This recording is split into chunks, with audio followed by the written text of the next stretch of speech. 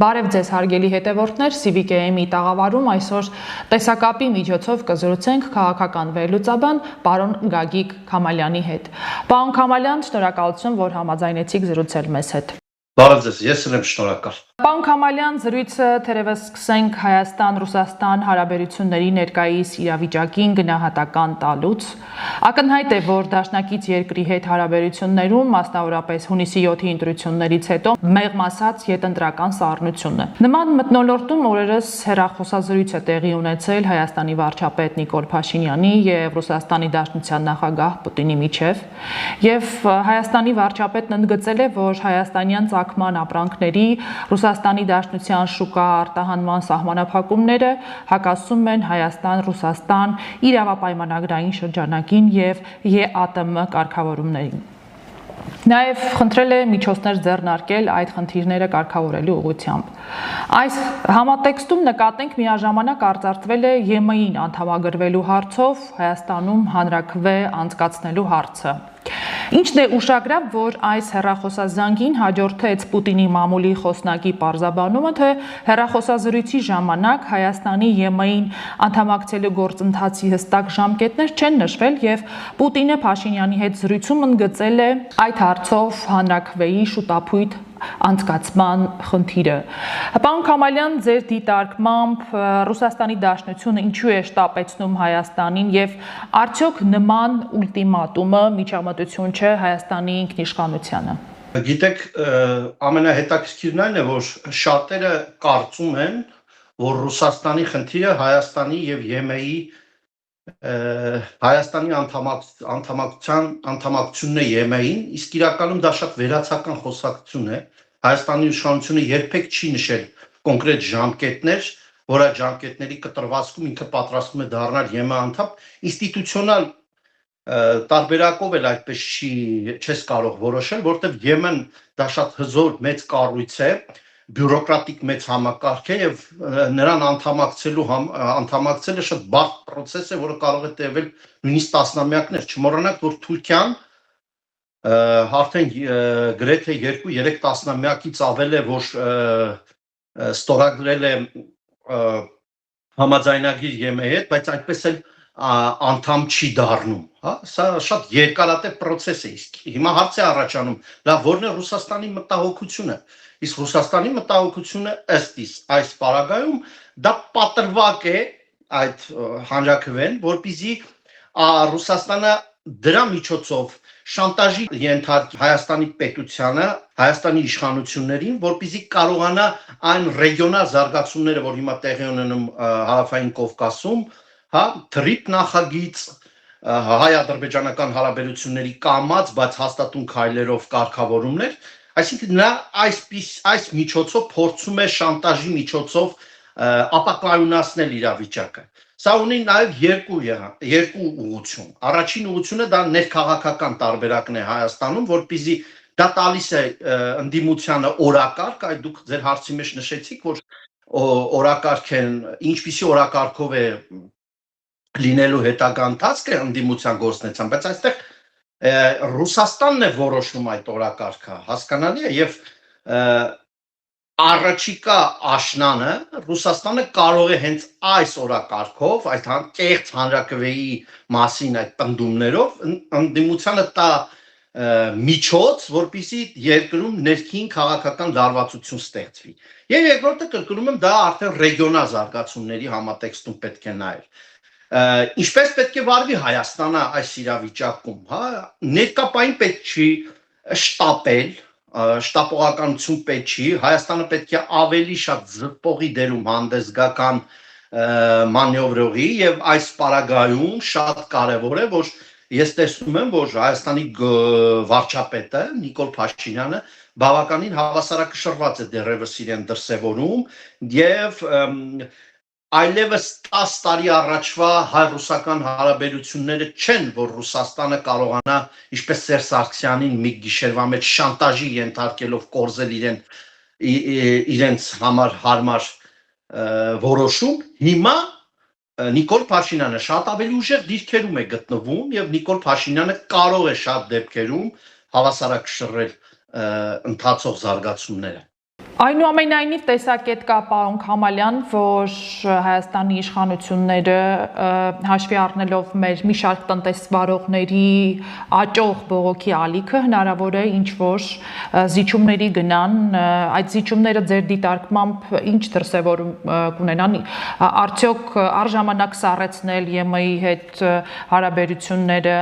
Իհարկե կարող է ինչ-որ իրավիճակում տնտեսվարողների հետ կապված հարցերում, որպեսզի երկրում սոցիալական ինչ-որ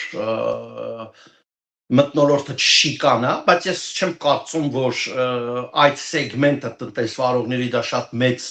ազդեցություն ունի հասարակության վրա քաղաքական տեսանկյունից, այո, հնարավոր է որոշակի առանձին վերցած լոկալ, այսպես բնույթ կրող բողոքի ակցիաներ, բայց ընդհանուր առմամբ ես չեմ կարծում, որ դա համընդհանուր սոցիալական մեծ բունտի կարող է վերածել եւ իշխանությունը դրանով ամբողջովին հետ քայլ կատարի այդ process-ից։ Բայց ես համարում եմ, որ հնարավոր է որոշակի առումով ինչ որ հարցերում կոմպրոմիսի գնալ։ Դա կարող է շատ նույնիսկ չերևացող հարցեր լինեն։ Առայժմ Հայաստանը դեռևս ասում է, որ այ եկեք ԵՄ շրջանակներում, ինստիտուցիոնալ շրջանակներում լուծենք այս հարցը, Ռուսաստանը ասում է, չէ, դուք պետք է քաղաքական որոշում կայացնեք, գնաք հանրակրվեի։ Հա, հիմա Ռուսաստանը ինքը ավելի շատ փորձում է գնդակը դնել Հայաստանի դաշտում, բայց դեռևս Հայաստանն էլ ունի իր ձեռքին որոշակի խաղակարտեր, հա, դա Գյումրի ռազմաբազան է, դա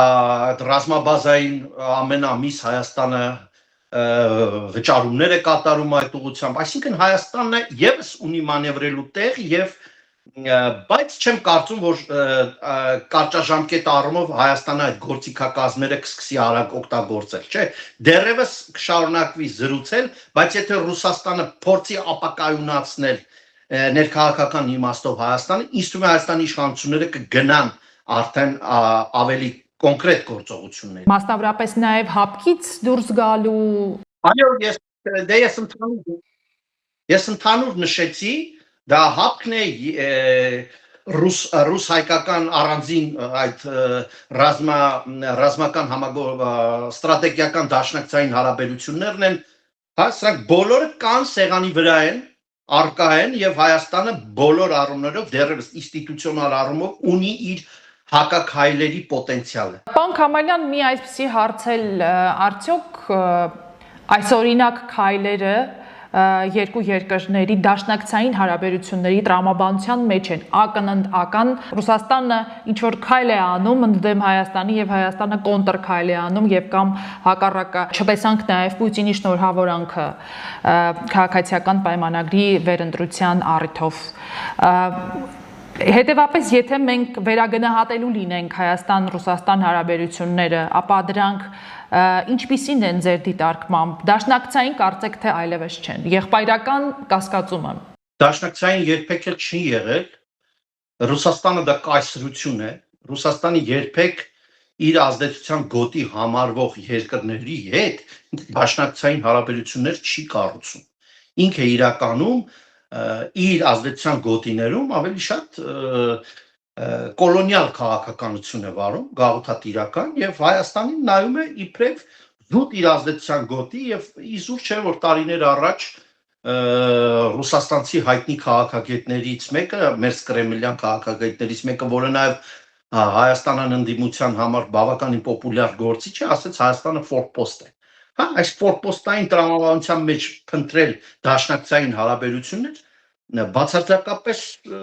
մոլորություն կլինի, հա,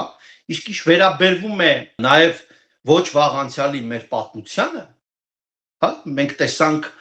թե ինչպես Ռուսաստանը կարելի ասել, օգտագործելով Արցախի հիմնահարցը, թե ինչպես կարողացավ ուղղակի տիրանալ Հայաստանի կապիտալ հնարավորություններին, գույք պարտքի դիմաց հայտնի այդ գործարքը եւ տարի Հայաստանը ել ավելի կախյալ վիճակում հայտնվեց Ռուսաստանից եւ եկավ այն մի ժամանակ, որ արդեն բացեբաց Լուկաշենկոյի նման քաղաքական չեմ ուզում այդ բառը օգտագործել, բայց անբարո այդ տեսակը ինչ արեց, ասեց որտեղ են գնալու հայերը, նրանք գնալու տեղ չունեն, հա։ Նրանց համար Հայաստանը ուղղակի ուղղակի ձևական բնույթ կրող պետություն է։ Եվ հիմա երբ Հայաստանը միջազգային նոր զարգացումների համատեքստում կարողացել է որոշակի դերակատարություն ունենալ, արևմուտքի համար դարձել է բավականին հետաքրքիր քաղաքական սուբյեկտ եւ նաեւ գլոբալ այս կոմունիկացիոն զարգացումների առումով հարավային Կովկասը դարձել է շատ կարևորագույն հանգույց, թե միջինասիական երկրների համար, թե Թուրքիայի, թե Եվրոպական միության, թե նաեւ Միացյալ Նահանգների համար, այս համատեքստում արդեն Ռուսաստանը ոչ միայն խանդով է վերաբերվում, այլ հասկանում է, որ Հայաստանի ապաշրջափակումը, թրիպ նախագծի գործարկումը, հայ-ադրբեջական հարաբերությունների կարգավորումը երկարաժամկետ առումով Ռուսաստանին դուրս է դնելու տարածաշրջանից եւ հիմա Ռուսաստանը փորձում է այսպիսի լարումների միջոցով վերադառնալ տարածաշրջան։ Այն արգումենտները, այն լծակները կարելի ասել, որ ունի հիմա Ռուսաստանը, դա շատ թույլ է, 10 տարի առաջ նրա լծակները շատ ավելին էին, բայց Ղարաբաղյան վերջի պատերազմը եւ Ուկրաինայի հետ տեղի ունեցող այս 4-ամյա պատերազմը, որ տեղի հիմա ընթանում է, թույլատրել է Ռուսաստանի դիրքերը եւ Ռուսաստանը եթե վերջնականապես իր ազդեցությունը կորցնի հարավային Կովկասում, ես մի քանի օր առաջ էլ ասել եմ այդ մասին, որ նրա վերադարձը այս ռեգիոն միայն հնարավոր է պատերազմների միջոցով։ Իսկ թե Ռուսաստանը երբ պատրաստ կլինի պատերազմով կրկին վերադառնալ Կովկաս, այս դա չեն կարող ասել։ Բայց կրկնում եմ, հիմա ռեգիոնալ զարգացումները տանում են նրան, որ Հայաստանը բոլոր առումներով կարող է ձեռք բերել այն կարևորագույն դիրքը, նշանակությունը ռեգիոնում, որ թույլ կտա նրան պաշտպանել իր ինքնիշխանությունը, իր ինքնիշխան շահերը։ Պարոն Քամալյան, ներքաղաքական օրակարգին անդրադառնանք, գիտեք, որ այս կիրակի օգոստոսի 2-ին տեղի է ունենալու նորընտիր ազգային ժողովի առաջին նիստը։ Արդեն իսկ ձևավորվել են խմբակցությունները, ընդդիմությունը թեև մի քիչ ուշացումով, ինտրիգը պահելով, բայց այդուհանդերձ որոշեց վերցնել մանդատները եւ գնալ խորհրդարան։ Իսկ ինչ է հաջորդելու նրանց այդ որոշմանը, ինչ օրակարգով են նրանք գնալու խորհրդարան, բացի այն, որ իրենց հիմնական օրակարգն են սպասարկելու, այն է օր առաջ տուն ճանապարհել Նիկոլ Փաշինյանին եւ քաղաքացիական պայմանագրին, այլ ինչ նոր օրակարգով են նրանք գնալու խորհրդարան եւ աշխատելու առաջիկա 5 տարիներին։ Իշխանափոխության իմպիչմենթի օրակարգը նոր չէ, արդեն շատ ծեծված եւ իրեն չարդարացրած օրակարգ է։ Ըստ ձեզ զուգահեռ ինչ օրակարգ պետք է տանեն խորհրդարան, որպեսզի կարողանան միշտ զգաց պահել ընդդիմադիր էլեկտորատին։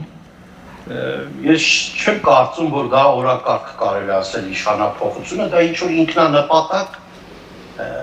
ինքնահաստատման ձև է ավելի շատ, քան օրակարգ է, որովհետև եթե դու ուզում ես քաղաքական օրակարգ ձևավորել եւ այդ օրակարգով շարժվել, դա պետք է նաև լուրջ հասարակական արձագանք ունենա, բայց ես չեմ կարծում, որ իշխանափոխության գաղափարը հիմա Հայաստանում նույնիսկ ռադիկալ տրամադրված ընդդիմադիր շրջանակներում այդպիսի օրակարգ չի կարող լինել։ Նրանք արդեն վերցրել են մանդատները, ընդունել են ընտրությունների արդյունքները եւ նրանց քաղաքական կուրատոր, նույնիսկ Ռուսաստանի Դաշնության նախագահը ճիշտ է, չի շնորհավոր Նիկոլ Փաշինյանին, բայց եթե հեռախոսազրույց է ունեցել Նիկոլ Փաշինյանի հետ, դա նշանակում է, որ նաև Ռուսաստանն է ընդունում, որ այս պահին Հայաստանի իշխանությունը հանդիսանում է Նիկոլ Փաշինյանին, ինքը աշխատելու է այդ իշխանության հետ, անկախ նրանից, թե ինչպես կզարգանան իրադարձությունները, բայց ինչ օրակարգ լավ ունենա այս ընդդիմությունը, ես չեմ կարծում, որ որակական առումով այս խորհրդարանը տարբերվելու է նախորդից։ Կա գործող իշխանություն, որը ինքն է օրակարգ թելադրողը, ինչպես վերջի 10 տարում Հայաստանի քաղաքական դաշտում կարելի ասել օրակարգ թելադրող մեկ քաղաքական թիմ է եւ գործիչը քաղաքացիական պայմանագիրն են ու Նիկոլ Փաշինյանը։ Ընդդիմությունը շարժվում է հենց նրա թելադրած օրակարգով, այ երբ որ նրանք կարողանան իրենց օրակարգը բերել, այդ մասին կարելի է խոսել։ Ես կարծում եմ, որ Գոնե կարճաժամկետ առումով այս խորհրդարանում նորից այդ ջուր ծեծոցին է լինելու, հա, թուրք դավաճան դե իշխանությունը բնականաբար պետք է պատասխանի քաղաքականության օրենքները դե քեզ հարվածում են դու պետք է հարված տաս դե ասելու են որովհետև դուք խոսում եք ընտրություններից առաջ 300,000 փախստական ադրբեջանցի փախստականների մասին եւ այլ որոնք պետք է գան դրանք հասկանալի է չէ՞ որ սուպ ակնհայտ սուպ խոսակցությունները եւ հիմա գալու է այդ ամենին արդեն երկրի թիվ 1 քաղաքական համբյունում այդ ստախոսությունների հաշվետվության ժամանակն է գալիս եւ այս ընդդիմության քաղաքական որակը հաշվի առնելով հատկապես ուժեղ Հայաստանի ես կարծում եմ որ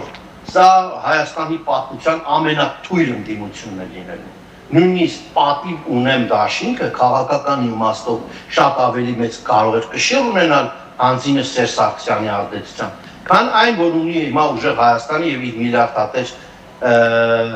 Սամվել Կարապետյանը որը ընդամենը մի քանի ամսվա ընթացքում հասցրեց ժողովրդին համոզել որ ինքը քաղաքականապես անմերսունակ անձնավորություն է իշվերա քաղաքականապես ես նրա մնացած նկարագրի հետ գործ չունեմ իսկ Ռոբերտ Քոչարյանի թիմը կրկնակի անգամ ավելի քաղաքական թիմ է բովանդակային գաղափարական առումով քան ուժեղ Հայաստանը եւ հիմնականում ես կարծում եմ որ ազգային ժողովում բանավեճային առումով ավելի առաջամարտիկ լինելու է Ռոբերտ Քոչարյանի գլխավորած Հայաստան դաշինքը կամ ուժեղ Հայաստանը Պարոն Քամալյան Սամվել Կարապետյանը ուժեղ Հայաստան կուսակցության առաջնորդը որին դուք վերագրեցիք քաղաքական անմեղսունակություն իր դատական նիստերից մեկի ժամանակ ազդարարեց որ ժողովրդին փողոց դուրս բերելու համար տրիգեր է պետք իր ձևակերպմամբ ձեր դիտարկմամբ պարոն Քամալյան ԵԱՏՄ թե ԵՄ այս դիլեման որ Վլադիմիր Պուտինը փորձեց նորից գեներացնել առաջիկա խորհրդանի առաջիկա աշխատանքից առաջ հենց այդ տրիգերը չի լինելու ընդդիմության համար հենց այդ օրակարգով էլ ընդդիմությունը արդյոք չի փորձելու փողոց գեներացնել մասնավորապես արդեն հայտնի նարատիվները շրջանառելով թե Հայաստանի անխոհեմությունը գնալ Եվրոպական միություն հղի է Հայաստանի տնտեսության համար ծանր հետևանքներով եւ Նիկոլ Փաշինյանը Հայաստանի տնտեսությունը միտումնավոր տանում է կոլապսի Դա կարող է հանդիսանալ Ռուսաստանը հենց դրա համար էլ ասում եմ չէ տալու է հնարավորություն Հայաստանի ընդդիմության այսինքն իր ազդեցության գործիչներին որոնք Հայաստանում որոշակի դերակատարում ունեն տալիս է հնարավորություն որպեսզի նրանք կարողանան այդ օրակարգով որոշակի բողոքի ալիք բարձրացնել երկրում այդ բողոքի ալիքը կլինի փողոցում թե կլինի պարլամենտում կամ չգիտեմ որևէ այլ հարթակում հիմա դա կարևոր չէ բայց այլ որ Ռուսաստանը դկտելու է դրան դա միանշանակ է բայց ներկա պահին նույնիսկ եթե Ռուսաստանը փորձի դա գեներացնել ես կարծում եմ որ դրա համար դեռևս Հայաստանում այնպիսի իրավիճակ չէ որ կարողանան մարդկանց այդպիսի մեծ զանգվածների մեկ գաղափարի շուրջ հավաքել հա Հայաստանի բնակչության մեծ մասը այդ խոշոր արտադրողների բիզնես տրամաբանությունից դուրս են հա այսօր Հայաստանի նույնիսկ փոքր ֆերմերային տնտեսությունները որոնք ծիրան, բալ եւ այլն բան են աճեցնում նրանք կարող են շատ հանգիստ դա ռեալիզացնել հայկական շուկայում եւ նրանք ռեալիզացնում են հայկական շուկայում այո այդ ջերմոցային տնտեսությունները որոնք շուկա են բանանել բայց դրանց ալտերնատիվ տարբերակը առաջանում է ճիշտ է շուկա փոխելը շատ բարդ process է հա Եթե դու հարմարվում ես մի շուկայի տասնամյակներով, հիմա փոխել այս ստանդարտների շուկայի դա շատ բարդ process է եւ ծավալների առումով բնականաբար առաջիկա մի քանի տարիներին չես կարող դու ԵՄ շուկան ով կոմպենսացնել ռուսական շուկան։ Բայց կրկնում եմ, ես չեմ կարծում, որ ռուսական շուկայի հետ կապված այդ ապրանքների ներմուծման հետ կապված այդ խնդիրները, որ Ռուսաստանը արհեստականորեն առաջացնում է, կարող է լուրջ սոցիալական բողոքի ալիք բարձրացնել Հայաստանում։ Այստեղ Ռուսաստանի ձեռքին է գազի մատակարարման հետ կապված գազի անկացման այդ հաբեկումները, որ նրանք իրականացնում են, բայց մենք տեսանք, որ Հայաստանի տարածքային կառավարման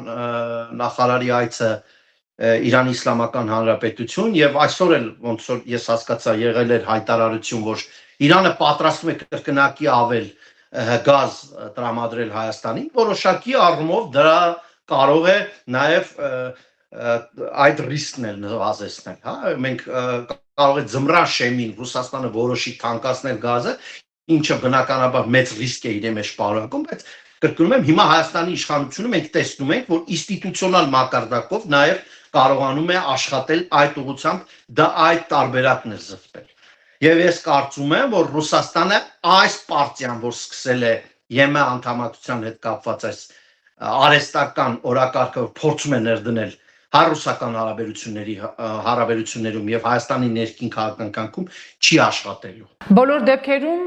ձեր գնահատմամբ հայաստանյան խորհրդարանական ընդդիմությունը շարունակելու է ազդված լինել Ռուսաստանի Դաշնությունից եւ այդ երկրից եկող թելադրանքի հիման վրա էլ ձևավորելու է իր օրակարգը, այսինքն այստեղ տրիգեր հրահրողը շարունակելու է լինել Ռուսաստանի Դաշնությունը։ Միանշանակ Հայաստանի այն ընդդիմությունը, որ հիմա պարլամենտում է, այդ ընդդիմությունը չունի հայկական քաղաքական ինքնություն։ Այդ ընդդիմության ինքնությունը ձևավորվում է Մոսկվայում։ Նրանք Հայաստանի աշխարհին չեն նայում Հայաստանի աչքերով, զարգացումներին չեն նայում Հայաստանի շահերից ելնելով։ Նրանց համար Հայաստանը ամբողջապես չպետք է շահեր գեներացնող պետություն լինի, պետք է հարմարվի Ռուսաստանին, եւ եթե Ռուսաստանը այսօր համարում է, որ նույնիսկ Հայաստանը չպետք է այլևս լինի անկախ պետություն, պետք է դառնա ռուսական կայսրության անբաժանելի մաս, ինչպես որ նրանք ընկալում են դեպ Հայաստանը։ Նրանք պատրաստ են նույնիսկ դրան։ Ոչ մի ընդդիմադիր գործիչ չի ասում, լավ Ռուսաստանը ինչի համար է այս գործողությունները իրականացնում։ Ի վերջո սա միայն Փաշինյանի դեմ է ուղղված։ Լավ, եթե Փաշինյանի դեմ է ուղղված, իսկ ինչի է Փաշինյանի դեմ դա ուղղված։ Իրոք մարդիկ մտածում են, որ դա ԵՄ-ի հետ կապված հարցերում է։ Ոչ, կրկնում եմ, դա նրա հետ է կապված, որ Ռուսաստանը փորձում է խոչընդոտել Հայաստանի շուրջ ծավալվող այն գործընթացները, որոնք Հայաստանին տալիս են կշիռ ավելի ինքնաբավ, ավելի ինքնիշխան պետություն դառնալու։ Այս կոմունիկացիաների ապաշրջապակումը, որ տեղի է ունենում Հայաստանի շուրջ, Ռուսաստանը ամենաշատը դրանից է վախենում, որ դա ոչ միայն Հայաստանը կարող է կորցնել, դա ոչ ռեգիոնը կարող է Ռուսաստանի ազդեցության գործից դուրս գալ։ Եթե Ադրբեջանը այսօր շատ ավելի ուժեղ եւ դիմադրողական պետություն է, նա այդ նա չի կարողանում այդ լեզվով խոսել, Վրաստանի հետ հարաբերություններն էլ ինչքան էլ որ այսօրվա Վրաստանի իշխանությունները փորձում են իրենց որոշակի առումով լոյալ պահել Ռուսաստանի հանդեպ, բայց նրանք էլ լուրջ քայլեր դեպի Ռուսաստան չեն կարող անել, որովհետեւ հասկանալի է, որ Վրաստանի ներսում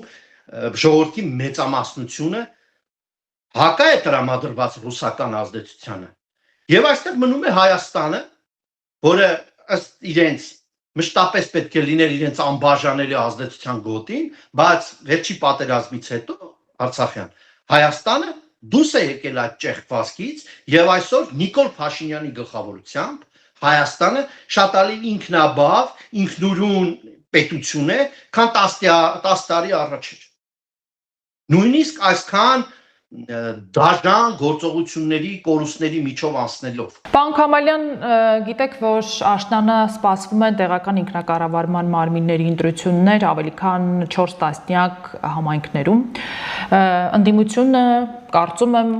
արդեն իսկ հայտարարություններից դատելով մասնակցելու է այդ ընտրություններին եւ այսպիսի մարտավարություն է որդեգրելու։ Մեզ չհաջողվեց համապետական ընտրությունների միջոցով վերցնել իշխանությունը, փույթ չէ, մենք մաս-մաս կվերցնենք, մասնակցելով եւ հաղթելով դիմ ընտրություններին, համայնք առ համայնք, գյուղ առ գյուղ կնվաճենք իշխանությունը։ Որպես արգումենտ վկայակոչվում է այն հանգամանքը, որ ընդդիմությունը հունիսի 7-ի ընտրություններին ավելի քան կես միլիոն Հայաստանի Հանրապետության քաղաքացու քվե է ստացել եւ այդ էլեկտորատը կգնա եւ թիմ ընտրություններին կքվեարկի ֆավորիտ ընդդիմադիր կուսակցություններին։ Ձեր դիտարկմամբ նման սցենարը ռեալ է, թե համապետական ընտրությունների տրամաբանությունը ի տարբերություն թիմ ընտրությունների այլ է եւ տեղական ընտրությունների դեպքում քաղաքացին հաշվի կառնի իր համայնքում կատարված աշխատանքը եւ ձայն կտա կատարված աշխատանքի համար։ Գիտեք, ցավոք սրտի որոշակի դեպքերում Հայաստանի իշխանությունները, կոնկրետ քաղաքացիական պայմանագիրը երբեմն շատ դանդաղում է ինստիտուցիոնալ հարցերի վերաբերյալ, հատկապես տեսեք ընտրական օրենսգիր, կուսակցությունների մասին օրենք, Հայաստանում շատ հեշտությամբ դու կարող ես այսօր բացել կուսակցություն 10 օր հետո մասնակցել ընտրություններին։ Դա օրենքի բաց է, պետք է այդ կարգավորումները շատ վաղուց ինստիտուցիոնալ մակարդակով լուծված լինեն եւ նաեւ պետք է Հայաստանում խստիվ արգելվի որևէ կուսակցական գործիչի կամ որևէ գործարարի, որը նաեւ որոշակի քաղաքական ազդեցություն ունի որոշակի կուսակցությունների եւ շրջանակների վրա զբաղվել բարեգործական, այսպես կոչված շակերտավոր բարեգործական գործողությամբ։ Սա օրենքի բաց է, սա ակնհայտ ընտրակաշառքի ըստեյության դրսևորում է եւ այստեղ գնդակի իշխանության դաշտում է եւ իշխանությունը պետք է կարողանա օր առաջ մաքրի համակարգը նմանատիպ պարազիտներից, որոնք փորձում են բարեգործության միջոցով քաղաքական դիվիդենտներ շահել։ Ինչ վերաբերվում է համայնքային ընտրություններով միջոցով, թիմ ընտրությունների միջոցով համապետական, այսպես ասած, բնույթի քաղաքական ռևանշի հասնել, ես կարծում եմ դա ուղղակի մանկամտություն է։ Առաջին հերթին թիմ ընտրությունները նախ համապետական համատեքստում չի կարելի տեղավորել, որտեղ թիմ ընտրությունները դա նեղ համայնքային ընտրություններ է եւ այնտեղ կարող է եւ իշխանությունը հաղթել եւ ընդդիմությունը հաղթել, ավելի անձերից է կախված, հա։ Եվ Էջմիածնի դեպքը, Էջմիածնի ընտրությունները վաղաշաբաթի, հա, եւ տեղ ունեցավ, ԿՊ-ն հաղթեց, դրանից մի քանի ամիս առաջ Գյումրիում էլ Վարդան Ղուկասյանը հաղթեց, հա։ Դա չի կարելի պրոյեկտել, դա անկանխատեսելի, հա։ Ու Կապան քաղաքում համապետական ընտրություններում հաղթում է ԿՊ-ն, բայց առանձին արդեն թիմ ընտրություններում հաղթում է ոչ ԿՊ-ական տեխնացուն։ Այսինքն այստեղ տրամաբանությունը լրիվ տարբերվում է եւ երկրորդ մենք պետք է հաշվի առնենք, որ հատկապես մարզային համայնքները, խոշորացված այդ համայնքներում գրեթե բացարձակ մեծամասնությունում Նիկոլ Փաշինյանը 50+ է հավաքել։ Եվ դու չես կարող սա պատահականություն համարել։ Երկրորդ, եկեք ընդունենք, որ վերջի 8 տարիների ընթացքում, ինչ Նիկոլ Փաշինյանը եկել է իշխանություն ԿՊ-ի հետ, հատկապես համայնքներում, Հայաստանի փոքր գյուղական, միջին չափսերի քաղաքներում եւ նույնիսկ կարելի ասել մեծ քաղաքներում ահռելի մակարդակի աշխատանք են կատարել այդ մարդիկ, ճանապարհաշինություն, դպրոցաշինություն, կամուրջաշինություն, մի խոսքով, այսինքն տեսանելի է, հա, վիզուալ առումով մարդիկ տեսնում են այդ փոփոխությունը, անկախ նրանից, որ կան բազմաթիվ ինստիտուցիոնալ թերացումներ, հա, չի կարող նոր երիտասարդ իշխանությունը, այն էլ 30 տարի կոռումպացված երկրում ձևավորված քաղաքական համակարգի միջից դուրս եկած իշխանությունը գալ եւ իշխանություն կատարյալ իշխանություն լինել, առհասարակ աշխարհի ոչ մի երկրում կատարյալ իշխանություններ չեն լինում։ Այսինքն թիմ ընտրությունների ժամանակ քաղաքացին քվեարկելու է կատարված աշխատանքի համար, ոչ թե ներշնչվելով Սամվել Կարապետյանի, չգիտեմ, կամ Հայաստան Դաշինքի, Հայ հեղափոխական դաշնակցության, միասնության թևերի պերճաշուկ խոստումներով, թե կանենք այս, կանենք այն։ Իդեպ Գյումրի օրինակը շատ ոգևորել է ընդդիմությանը, գիտեք, որ այդ սցենարով ազգային ժողովի ընտրություններին էին նախապատրաստվում եւ այդ սցենարը մտքներում էին իրականում մասնակցում ընտրություններին, բայց չկարողացան կյանքի կոչել։ Ընդդիմության փափագն այն է, որ համայնք առ համայնք կվերցնեն իշխանությունը, արդյունքում մեծամասնություն կձևավորեն եւ հաջորդ համապետական ընտրությունների ժամանակ արդեն այդ համայնքները կաշխատեն ընդդիմադիր կուսակցությունների օգտին, կիրառելով վարչական ռեսուրս եւ իրենց ձեռքից եկած հնարավոր ամեն ինչը։ Այսինքն այն կաշխատեն այն նույն տրամաբանությամբ, ինչ որ նախկին ռեժիմի օրոք էին աշխատում, վարչական ռեսուրսներ գործի դրվում, թաղային հեղինակությունը եւ այլն եւ այլն։ Տեղական բդեշխները իրենց ամբողջ ռեսուրսը գործի էին դնում տվյալ համայնքում հաղթելու համար։ Այսինքն ընդդիմության տրամաբանությունը, ընտրական էլեկտորալ տրամաբանությունը չի փոխվել։ Նրանք ոչ բարոյական առումով են փոխվել, ոչ քաղաքական առումով են փոխվել, ոչ էլ երբևէ կփոխվեն։ Նրանք ռուսական ազդեցության գործիչներ են, իսկ ռուսական ազդեցություն դա նշանակում է կոռուպցիա, քրեական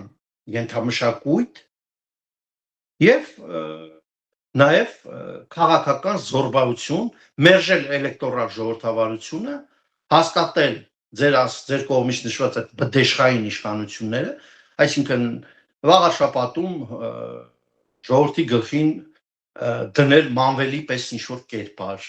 Աբովյանում Գագիկ Ծառուկյան, չգիտեմ, Գյումրիում Վարդան Ղուկասյան, եւ այսպես շարունակ, հա։ Հիշում եք Սյունիքի մարզում Դիկա անունով հայտնի այդ մասպետը, հա, ողջ հասարակությունը Սյունիքում վախենում էին այդ մարդուց, հա։ Վախեցնող իշխանությունը ինքը երբեք չի կարող լինել լավ իշխանություն։ Լավ իշխանությունը այն իշխանությունն է, որից հասարակ մարդը չի վախենում, հասարակ ժողովուրդը չի վախենում։ Երբ ինձ հարցնում են, ո՞րն է Նիկոլ Փաշինյանի իշխանության ամենակարևոր ձեռքբերումը, ինձ համար Նիկոլ Փաշինյանի եւ իր թիմի ամենակարևոր ձեռքբերումը այն է, որ Հայաստանում որևէ մեկը Հայաստանում Նիկոլ Փաշինյանի իշխանությունից չի վախենում։ Իսկ 15 տարի առաջ, երբ ես ընդդիմություն էի Հայաստանում, սովորական միտինգիների մասնակցելու համար իմ բարեկամները, իմ ընկերները ռիսկ էին դա համարում, հա, ասում էին, այս մարդը ռիսկ է անում Հայաստանում ընդդիմադիր լինի, հա, ասում էին դու չես վախենում։ Հիմա այդպիսի բան չկա, եւ սա Նիկոլ Փաշինյանի ամենամեծ ձեռքբերումն է։ Ես Նիկոլ Փաշինյանի հետ ունեմ բազմաթիվ գաղափարական տարբերություններ, հա, բայց ամենակարևոր ֆունդամենտալ հարցում ժողովրդավարության, ազատությունների, կոռուպցիայի կանխարգելման եւ այլն այս հարցերում ես համախոհ եմ Նիկոլ Փաշինյանի հետ եւ ես նույնիսկ շատ հարցեր մի կողմ դնելով սատարելու եմ Նիկոլ Փաշինյանին այնքան ժամանակ, ինչքան ինքը ժողովրդավարության հաստատման այս process-ը կտանի առաջ եւ հիմա այս փուլում ես Նիկոլ Փաշինյանից ո՞րն է իմ ակնկալիքը։ Իմ ակնկալիքը առարկայական նյութական փոփոխությունների ձեռք ինձ համար ամենակարևորագույնը նոր արժե համակարգի ձևավորումն է։ Արժեքային հեղափոխությունը պետք է իրականացնել Հայաստանում։ Հայաստանցի մարդը պետք է դադարի անցյալի աչքերով նայել իրականությանը, ապագային։ Հայաստանի մարդը պետք է ձերբազատվի ռաբի զնկալումներից։ Հայաստանցի մարդը պետք է դուրս գա կաղապարված մտածողությունից։ Այս մի կետն էլ եթե Նիկոլ Փաշինյանը իրականացնի, նա կդառնա պատմական կերպար։ Շնորհակալ եմ զրույցի համար եւ մեզ ժամանակ տրամադրելու համար, պարոն Քամալյան։ Ցտեսություն։ Ցտեսություն, ես եմ շնորհակալ։ Հարգելի հետևորդներ, հիշեցնեմ, որ մենք զրուցում էինք քաղաքական վերլուծաբան պարոն Գագիկ Քամալյանի հետ։ Հավանիչ տեսանյութը եւ բաժանորդագրվիչ նորությունները բաց չթողնելու համար։